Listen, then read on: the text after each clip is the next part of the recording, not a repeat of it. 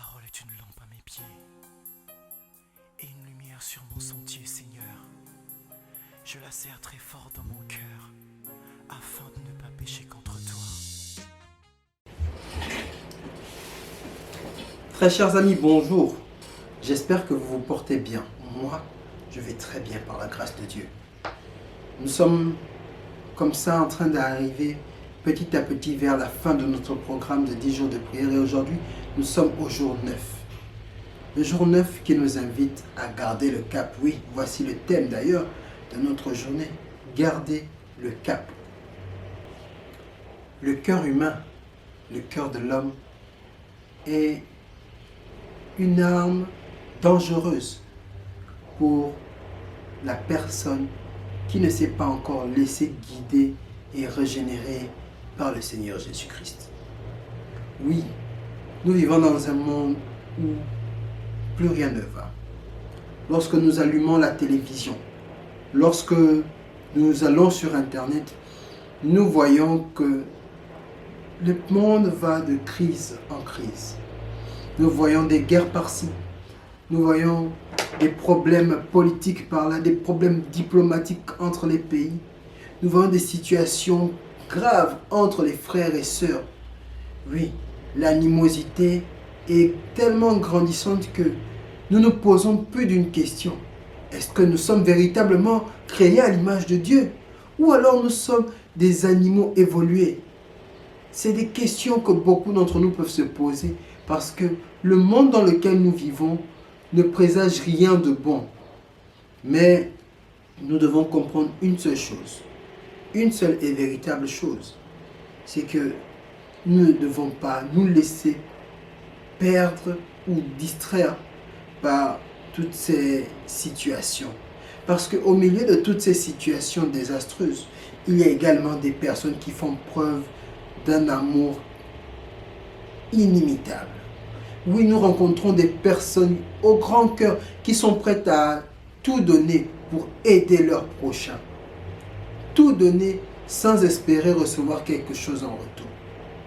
Oui, il y a également des hommes et des femmes dont le cœur est rempli d'amour pour leur prochain.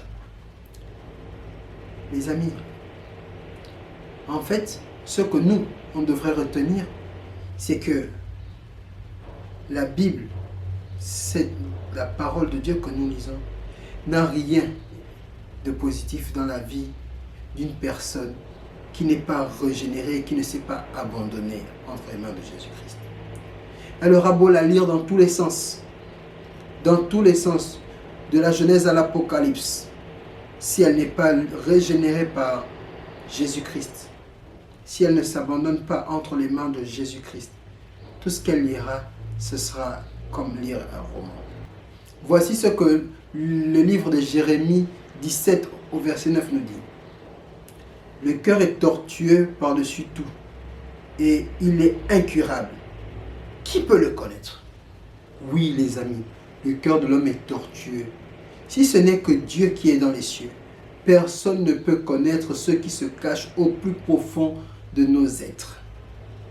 Le cœur auquel Dieu fait référence ici, ce n'est pas cet organe qui se trouve dans ma poitrine, mais c'est le cœur mental, le cœur cérébral, le siège de toutes les pensées, le siège de toutes les émotions, le centre même de la spiritualité et de la morale.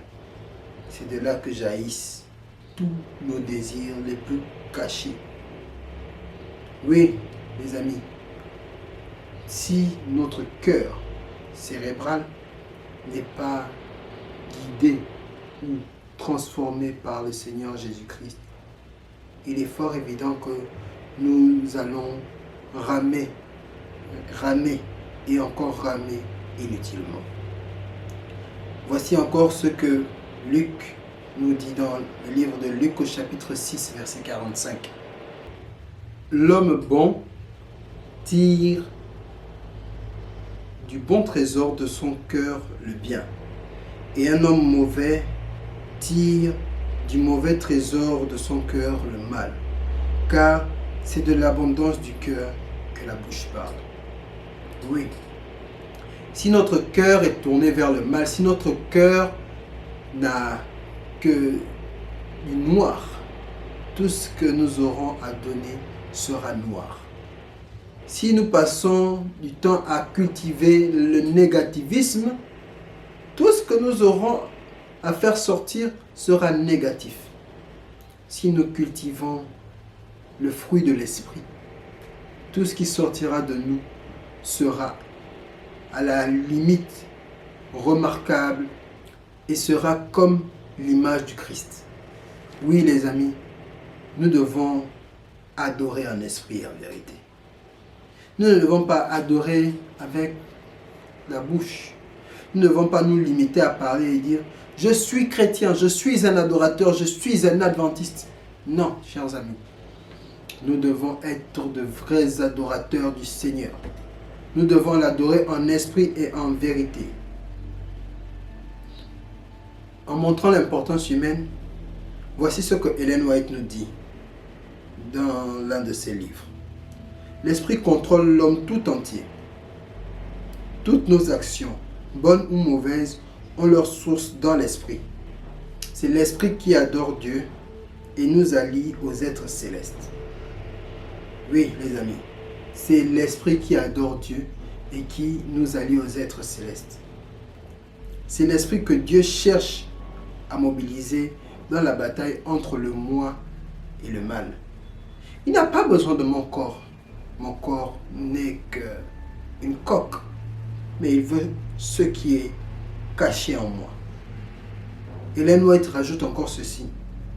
Rien ne peut donner autant de vigueur à toutes les facultés que d'exiger des étudiants qui saisissent les vérités stupéfiantes de la révélation. L'esprit s'adapte progressivement au sujet sur lequel on lui permet de s'attacher. Oui, les amis, l'esprit s'adapte progressivement et non pas d'un trait, progressivement au sujet sur lesquels on lui permet de s'attarder. Si vous ne vous attardez pas sur les choses divines, votre cœur sera orienté ailleurs. Passez du temps dans l'étude de la parole. Passez du temps dans la méditation. Passez du temps dans la prière. Et vous verrez. C'est une expérience que je vous invite à faire aujourd'hui même. Prenez juste un peu de temps dans la prière, un peu de temps dans l'adoration, un peu de temps dans l'exhortation, un peu de temps avec le Seigneur chaque jour. Et au fur et à mesure que vous ferez cela, votre esprit ne réclamera plus autre chose que de se nourrir même de la parole de Dieu et de nous pousser au plus près de lui. Oui, les amis. Cherchons à être régénérés et continuons à adorer le Seigneur en esprit et en vérité. Voilà pourquoi je voudrais que nous puissions prier afin de recevoir ces bénédictions qui viennent d'en haut. Oui, très chers amis.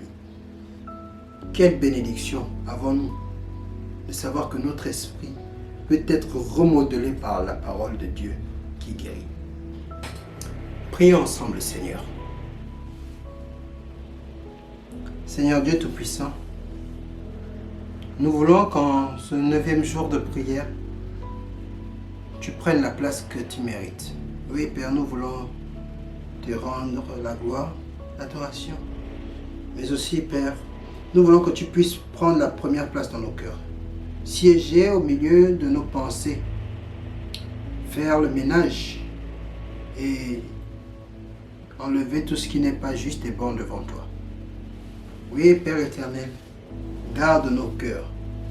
Garde-les précieusement. Arrache-nous de l'ennemi, Père. Nous avons besoin de nous détacher du mal. Nous avons besoin de te sentir dans nos vies. Nous avons besoin de marcher comme tu le désires.